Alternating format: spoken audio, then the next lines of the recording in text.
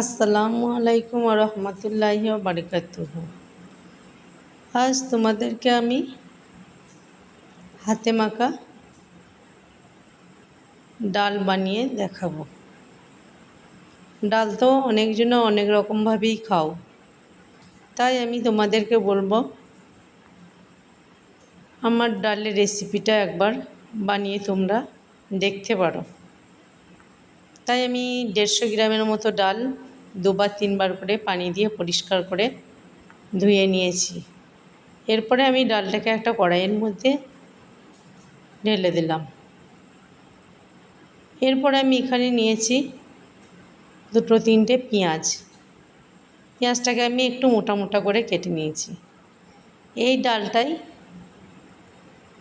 পেঁয়াজটাকে মোটা মোটা করেই দিতে হবে, তবে ডালের স্বাদটা আরও বাড়বে।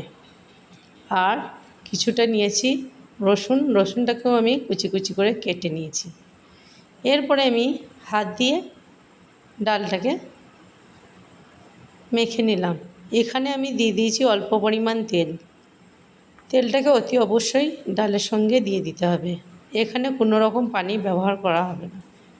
তারপরে আমি মাখানো হয়ে যাওয়ার পর আমি এখানে দিয়ে দেব পরিমাণ মতো পানি। এরপরে আমি পানি দিয়ে দিলাম আর দিয়েছি আমি 4টি কাঁচা লঙ্কা। এরপরে আমি ঢাকনা দিয়ে ডালটাকে কিছুক্ষণের মধ্যে সেদ্ধ করতে বসিয়ে দেবো। দেখো আমার ডালটাকে সেদ্ধ করতে বসিয়ে দিয়েছি, ডালটা আমার ফুটেও গেছে। এরপরে আমি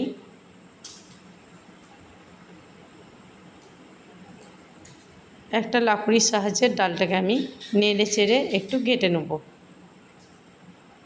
এরপরে আমি দেবো পরিমাণ মতো পানি দেওয়ার পর পরিমাণ মতো নুন দিয়ে ডালটা রান্না করা হয়ে গেছে। এইভাবে ডাল বানালে মাছ মাংস কোনো দরকারই হয় না, পাতে শুধু একটু আলু সেদ্ধ থাকলেই জমিয়ে ভাত খাবেন। আর তিনটি ভাজা লঙ্কা ওপর থেকে ছড়িয়ে দিলাম। দেওয়ার কারণ হচ্ছে ডালটা